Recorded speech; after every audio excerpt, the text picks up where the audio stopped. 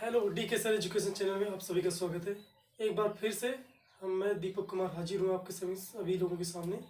जैसा कि हम लोगों ने कल जो है संज्ञा के बारे में देखा था कि संज्ञा होती क्या है और संज्ञा के भेद क्या होते हैं, और आज उसी क्रम में हम बढ़ते हुए अब जाएंगे सर्वनाम के बारे में, पता करते हैं कि सर्वनाम होता क्या है, सर्वनाम के भेद क्या हैं। और आइए हम अब सर्वनाम के बारे में पढ़ते हैं। सर्वनाम, सर्वनाम का जो शाब्दिक अर्थ होता है सबका नाम। सर्वनाम का शाब्दिक अर्थ होता है, शाब्दिक अर्थ है सबका नाम। सर्वनाम, अगर इसकी परिभाषा के रूप में हम लोग डिफाइन करते हैं तो सर्वनाम एक ऐसा शब्द है जो संज्ञा के बदले प्रयोग किया जाता है। जैसे जहाँ जहाँ पे संज्ञा का यूज होता था उस जगह में कुछ ऐसे शब्दों का प्रयोग करते हैं, उन्हीं शब्दों को क्या कहा जाता है, सर्वनाम कहा जाता है। जैसे अगर कहा जाए कि राम एक अच्छा व्यक्ति है, तो हम क्या लिख सकते हैं कि वह एक अच्छा व्यक्ति है। अब हमने क्या किया, राम जो है संज्ञा है, लेकिन हमने संज्ञा को रिप्लेस करके क्या कर दिया, वहाँ पे वह लिख दिया। तो इसकी परिभाषा लिखते हैं। सर्वनाम की परिभाषा क्या होती है? सर्वनाम, सर्वनाम वह विकारी शब्द है, विकारी शब्द है जो संज्ञा के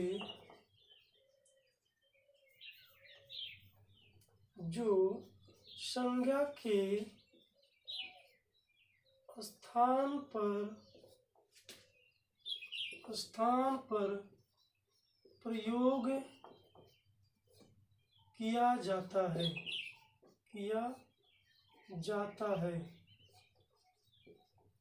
उसे हम सर्वनाम कहते हैं। एग्जाम्पल के तौर पर अगर देखें तो वह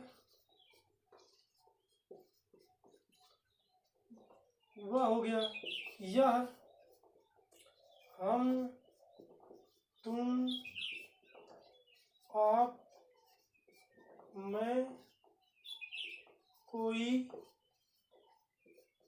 कौन। ऐसे बहुत सारे वर्ड हैं जो कि सर्वनाम के रूप में प्रयोग किए जाते हैं। और हिंदी व्याकरण में जो है सर्वनाम के कुल संख्याएं अगर देखा जाए तो कुल 11 संख्याएं होती हैं।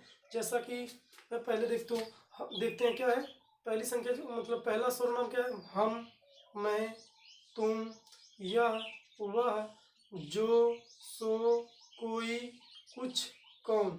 ये कुल 11 सर्वनाम है। तो हम लिख लेते हैं सर्वनाम की संख्या। सर्वनाम की संख्या, सर्वनाम की टोटल संख्या अगर पूछेगा तो कितने हैं, 11 संख्या होती हैं। उसके कुछ उदाहरण लिखते हैं। हम, तुम, यह, वह, आप, जो, सो, कोई, कुछ, कौन, क्या।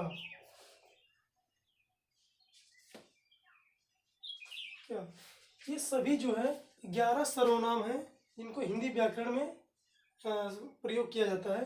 तो अगर कोई पूछे कि सर्वनाम की संख्या कितनी है तो हम बताएंगे कि कुल 11 सर्वनाम होते हैं, जो उदाहरण के तौर पर देख सकते हैं कि हम, तुम, यह, वह, आप, जो, सो, कोई, कुछ, कौन, क्या। ये सभी सर्वनाम हिंदी व्याकरण में प्रयोग किए जाते हैं। अब आते हैं हम सर्वनाम के भेद के बारे में बताते हैं। सर्वनाम के कुल कितने भेद होते हैं? तो सर्वनाम के कुल टोटल 6 भेद होते हैं, जिनको हम बारी बारी से पढ़ते हैं। इसका आप लोग स्क्रीनशॉट ले सकते हैं।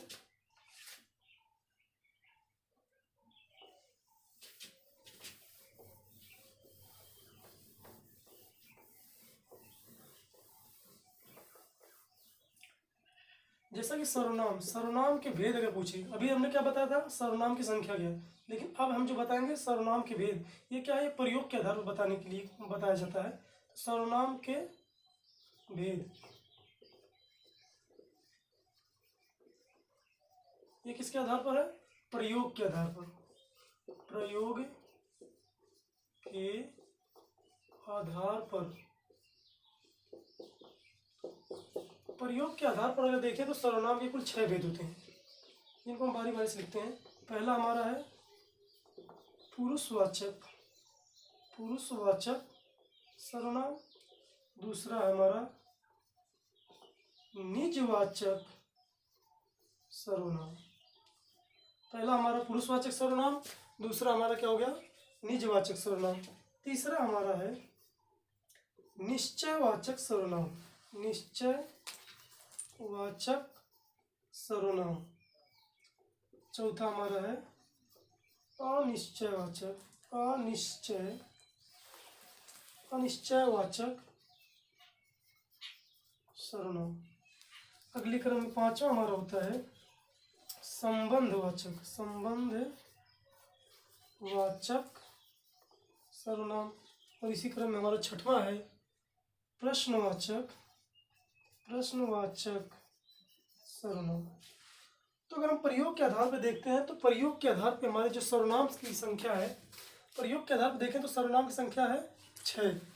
पुरुषवाचक सर्वनाम, निजवाचक सर्वनाम, निश्चयवाचक, अनिश्चयवाचक सर्वनाम, संबंधवाचक और प्रश्नवाचक।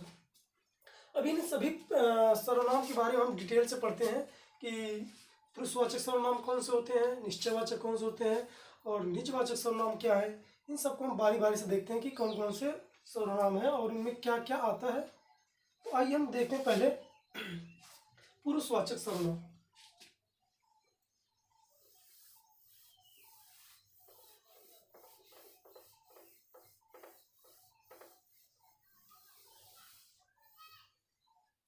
तो पहला हमारा होता है पुरुषवाचक सर्वनाम, पुरुषवाचक सर्वनाम। इसमें किसी वक्ता या व्यक्ति के बारे में बताया जाता है। जैसे इसके कुल 3 भेद हैं। सबसे पहले इसके भेद लिख लेते हैं हम। उत्तम पुरुष, उत्तम पुरुष, मध्यम पुरुष, मध्यम पुरुष और लास्ट हमारा है अन्य पुरुष, अन्य पुरुष। कुल कितने हैं? 3 भेद इसके भी हैं। तो पुरुषवाचक सर्वनाम में जहाँ पे संज्ञा के बदले किसी वक्ता के बदले क्या है सर्वनाम प्रयोग किए जाते हैं, वहाँ पे हम क्या बताते हैं? पुरुषवाचक सर्वनाम आता है। जैसे इसमें कुल 3 प्रकार के पुरुषवाचक सर्वनाम है। पहला हमारा है उत्तम पुरुष सर्वनाम, मध्यम पुरुष सर्वनाम और अन्य पुरुष सर्वनाम। उत्तम पुरुष सर्वनाम में वक्ता, वक्ता या लेखक के बारे में बताया जाता है, वक्ता या लेखक के बारे में बताया जाता है। यहाँ जैसे वक्ता का मैं बोल रहा हूँ या मैं पढ़ा रहा हूँ, हम लोग खेल रहे हैं, तो यहाँ पे जो वक्ता है वहाँ पे वक्ता के बारे में बताया जाता है। तो वो किस में आता है? उत्तम पुरुष में। जैसे हम, मैं, ये सभी क्या है? उत्तम पुरुष है। और मध्यम पुरुष में क्या है? पाठक या श्रोता, पाठक या श्रोता, पाठक या श्रोता। जैसे तुम पढ़ रहे हो, तुम लोग खेल रहे हो, आप लोग घूम रहे हो, ये सभी क्या है? ये सब जो है मध्यम पुरुष के अंतर्गत आता है। जैसे तुम, तुम लोग,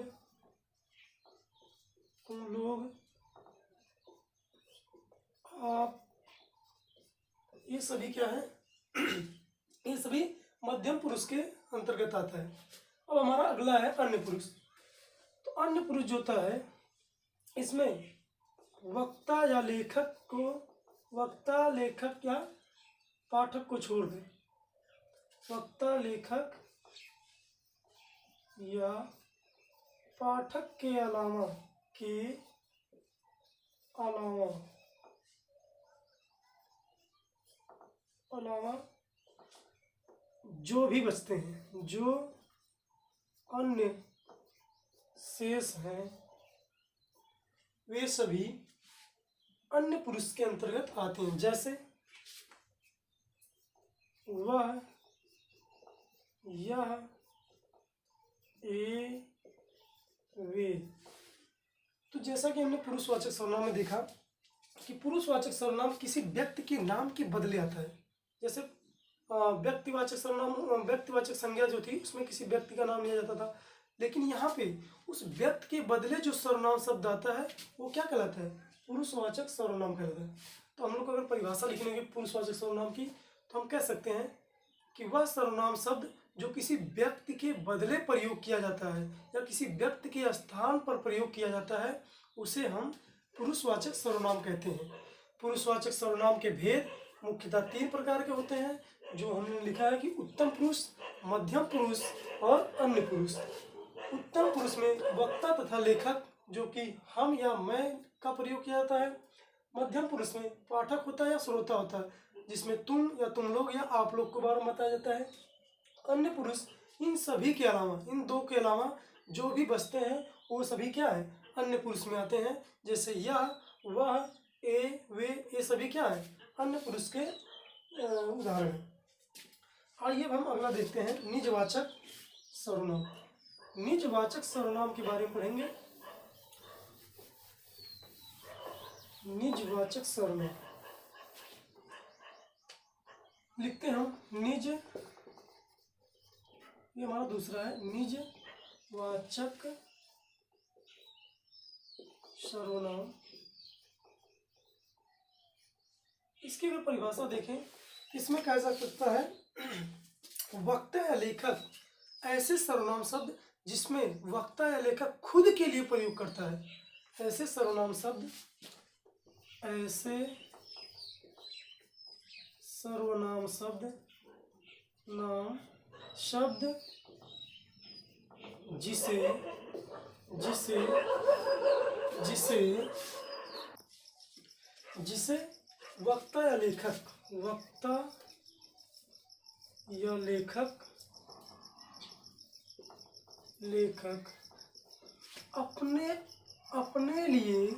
अपने लिए प्रयोग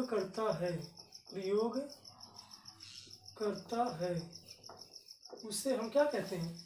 निजवाचक सर्वनाम कहते हैं। ऐसे सर्वनाम शब्द जिसे वक्ता या लेखक स्वयं के लिए, मतलब अपने लिए, खुद के लिए प्रयोग करता है, उसे हम कहते हैं निजवाचक सर्वनाम। इसके जैसे उदाहरण है, जैसे कुछ शब्द में है स्वयं, खुद, स्वतः,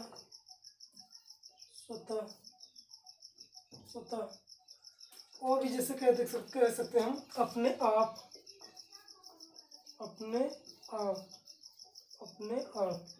अगर इसका हम उदाहरण देखें कह सकते हैं कि वह अपने आप ही चला गया। वह अपने आप ही चला गया। वह अपने आप ही चला गया। अगर और भी इसके उदाहरण में, मैंने अपना काम खुद ही किया। मैंने अपना काम खुद ही किया।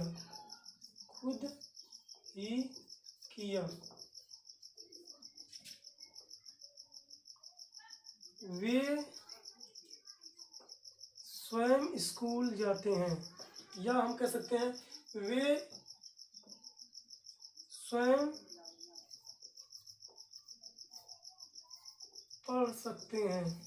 पढ़ सकते हैं। तो हमने देखा कि निजवाचक सर्वनाम क्या है? ऐसे सर्वनाम शब्द जिसमें वक्ता या लेखक स्वयं के लिए, मतलब खुद के लिए प्रयोग करता है, उसे हम कहते हैं निजवाचक सर्वनाम। इसके कुछ जैसे कि इसके उदाहरण है स्वयं, खुद, अपने आप, स्वतः। ऐसे शब्द जब आते हैं किसी वाक्य में तो वो कैसे सर्वनाम वो होते हैं निजवाचक सर्वनाम। जैसे हमने उदाहरण इसका बताया कि वह अपने आप ही, तो यहाँ क्या अपने आप क्या है? निजवाचक सर्वनाम। मैंने अपना काम खुद किया तो क्या है? यहाँ जो खुद है ये क्या है? निजवाचक सर्वनाम। वे स्वयं क्या है? स्वयं क्या अपना काम वो स्वयं करते हैं। तो यहाँ पे क्या है, ये भी क्या एक प्रकार से निजवाचक सर्वनाम है। अगला हम देख सकते हैं, अगला हमारा है निश्चयवाचक सर्वनाम। तो अब हम देख सकते हैं कि निश्चयवाचक सर्वनाम क्या होता है।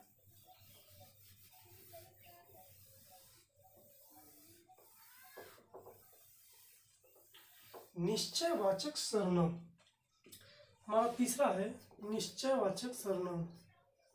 निश्चयवाचक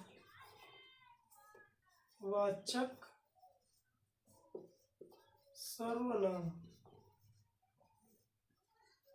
निश्चयवाचक सर्वनाम जिस शब्द के प्रयोग से व्यक्ति या वक्ता के दूरी या समीपत्व का पता चलता है। निश्चयवाचक सर्वनाम वो होते हैं जिससे क्या होता है कि वक्ता है या कोई व्यक्ति है, उसके बीच क्या है, दूरी का पता चलता है। तो हम कह सकते हैं ऐसे सर्वनाम शब्द जिससे वक्ता या लेखक के दूरी या समीपत्व का पता चलता है, उन्हें हम क्या कहते हैं, निश्चयवाचक सर्वनाम। इसके उदाहरण देखते हैं, जैसे यह वह। अब हम कहते हैं कि यह मेरा घर है, तो यह कहने से यह मेरी पेन है, वह उसका मकान है, यह उसकी पुस्तक है। तो यह क्या, यह वह, ये इन्होंने उनको मारा। तो इन्होंने तो हम इंडिकेट कर रहे हैं ना कि इन्होंने मारा, इससे हमें क्या पता है, वो हमारे पास ही खड़ा है। उन लोगों ने उसको मारा, तो उन लोगों, इससे क्या है, उन लोगों से लग रहा है कि वो बहुत दूरी पे हैं। तो हम क्या कह सकते हैं कि निश्चयवाचक सर्वनाम वे शब्द होते हैं जो वक्ता या लेखक के मध्य क्या है, दूरी या समीपत्व का प्रयोग दर्शाते हैं।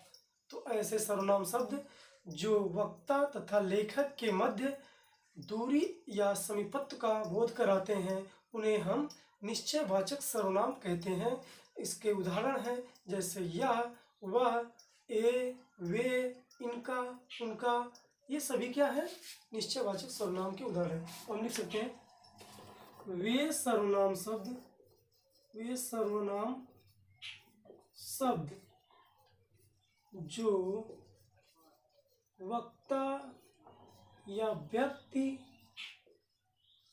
से दूरी या समीपत्व का बोध कराते हैं,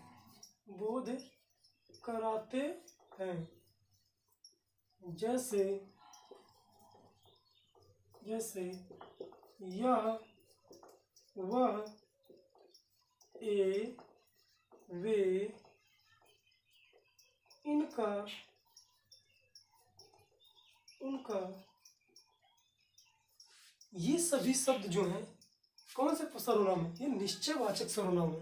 अगर हम यह का प्रयोग करते हैं तो हम कहते हैं कि यह मेरी पेन है, तो इससे हमको क्या लग रहा है, इसके बीच हमारी समीपत्व क्या है, समीप मतलब हमारे समीप है। अगर मैंने बोला वह मेरी साइकिल है, तो वह बोला, इसका मतलब वहाँ दूरी का पता चल रहा है। इसी प्रकार इसमें जो है निश्चयवाचक सर्वनाम से हमें दूरी और समीपत्व के साथ साथ दिशा का प्रयोग, दिशा का मतलब संकेत होता है। तो हम कह सकते हैं कि यह मेरी पेन है, वह उसकी पुस्तक है, या उसकी कलम है, या वह उसका घर है, या हम कह सकते हैं ये सभी अच्छे लोग हैं, वे सभी चोर हैं। तो कुछ भी कह सकते हैं। तो यह इन शब्दों का प्रयोग करने से हमें लग रहा है कि दूरी और समीप का पता चल रहा है कि कोई व्यक्ति कितना दूर है, कितना नज़दीक है। ये नहीं डिफाइन हो रहा कितना है, लेकिन हाँ ये तो एहसास हो रहा है कि कुछ दूर है या कुछ नज़दीक है, ये हमें पता चल रहा है। तो हम कह सकते हैं कि वे सर्वनाम शब्द जो वक्ता या व्यक्ति से दूरी या समीपत्व का बोध कराते हैं, उन्हें हम निश्चयवाचक सर्वनाम कहते हैं। जैसे उदाहरण लिख सकते हैं, यह वह, ए वे, इनका उनका। जैसे मैं कह रहा हूँ कि वह कौन आ रहा है, अब हमको लग रहा है कोई आ रहा है, दूर से लग रहा है ना कि कोई व्यक्ति दूर है, और हम उससे किसी से पूछ रहे हैं कि वह कौन आ रहा है, तो वह सब क्या दिखा रहा है कि वो व्यक्ति क्या है, दूर है। और इसी तरीके से कहते हैं यह मेरा घर है, यह मेरा घर, इससे हमको क्या लग रहा है कि यह मेरा घर, इससे हमको लग रहा है कि हमारा ये जो घर है मेरे जस्ट बगल में है, तो हम कह रहे हैं कि यह मेरा घर है। उसी तरीके से हम कह सकते हैं कि वह कौन आ रहा है, तो इससे दूरी और समीप का पता चलता है। तो उससे हम कौन से शब्द कहते हैं, निश्चयवाचक सर्वनाम कहते हैं। जैसे उसके उदाहरण होते हैं, यह वह, ये वे, इनका उनका। इन सभी का प्रयोग करके हम उदाहरण भी बना सकते हैं। यह मेरी पेन है, वह उसका घर है, वह उसकी कलम है, वे जा रहे हैं, वे खा रहे हैं, ये सब आ रहे हैं, ये सभी शब्द जो है निश्चयवाचक सर्वनाम के अंतर्गत आते हैं। जैसा कि अब हम देखेंगे अनिश्चयवाचक सर्वनाम। अनिश्चयवाचक सर्वनाम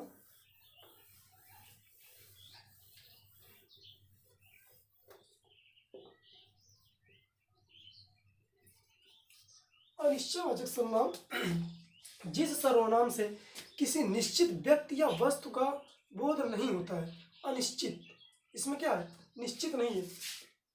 तो जिस सर्वनाम से किसी निश्चित वस्तु या व्यक्ति का क्या है, बोध नहीं होता है, उसे हम क्या कहते हैं, अनिश्चयवाचक सर्वनाम। जैसे मैंने बोला कुछ खाया कि नहीं, अब कुछ खाया पता नहीं चल रहा है, कुछ खाया कि नहीं। कोई आ रहा है, कोई आ रहा है, पता नहीं कौन आ रहा है, कोई आ रहा है। कुछ तो हुआ है, कुछ तो हुआ पता नहीं। कोई कुछ, या किसी ने तो चोरी की है, तो इससे क्या है, किसी ने, पता नहीं किसने की है, लेकिन हमको क्या पढ़ना, निश्चित नहीं है। लेकिन क्या है, इन शब्दों से क्या है, निश्चित नहीं है। लेकिन ये कौन से शब्द हैं, किसी ने, कुछ, कोई, ये सब है कौन से, निश्चयवाचक अनिश्चयवाचक सर्वनाम। तो हम देख सकते हैं अनिश्चयवाचक सर्वनाम वे सर्वनाम शब्द, वे सर्वनाम शब्द जिससे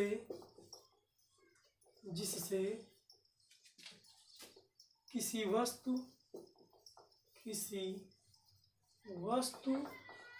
या व्यक्ति का निश्चित रूप से बोध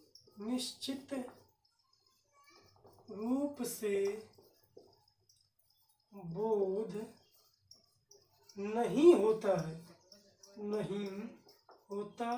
है, जैसे कोई, कुछ, किसी, ये सभी शब्द जो हैं कौन से, अनिश्चयवाचक सर्वनाम है। हम कह सकते हैं कि ऐसे सर्वनाम शब्द जिससे किसी व्यक्ति या वस्तु का निश्चित रूप से बोध नहीं होता है। बोध तो होता है लेकिन निश्चित रूप से नहीं होता। अगर हमने कहा कोई आ रहा है, अब कोई आ रहा है लेकिन कौन आ रहा है ये नहीं डिफाइन हो रहा है। इसी प्रकार से हम कह सकते हैं कुछ खाया कि नहीं, कुछ खाया है, कुछ तो पिया है, लेकिन हमको ये नहीं पता क्या खाया है क्या पिया है।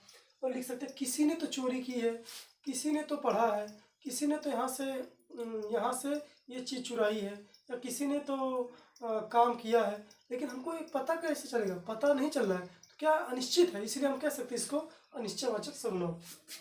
तो वे सर्वनाम शब्द जिससे किसी वस्तु या व्यक्ति के निश्चित रूप से बोध नहीं होता है, वो ऐसे शब्दों को हम क्या कहते हैं, अनिश्चयवाचक सर्वनाम कहते हैं। जैसे कोई, कुछ, किसी।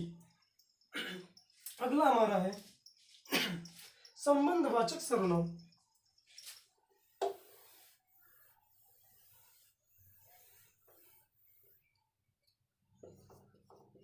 संबंधवाचक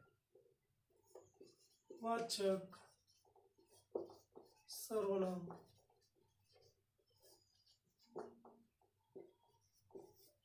संबंधवाचक सर्वनाम क्या है, जिस सर्वनाम शब्द से वाक्य के किसी अन्य सर्वनाम शब्द के बीच का संबंध स्थापित होता है। ऐसे सर्वनाम शब्द जो वाक्य के किसी अन्य सर्वनाम शब्द से संबंध स्थापित करते हैं। जैसे क्या है, जो सो, जो जैसा करेगा वो वैसा पाएगा।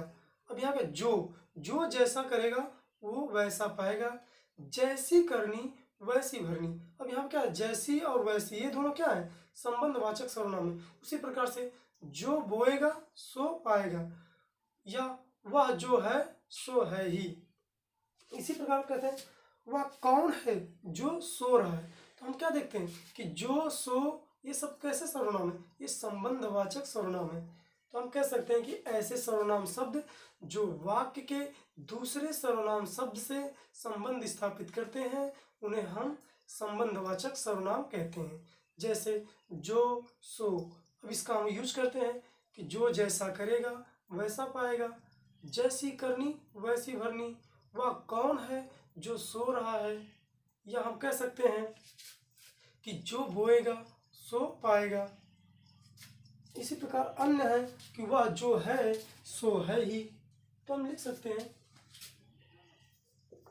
ऐसे सर्वनाम शब्द जो वाक्य के दूसरे सर्वनाम से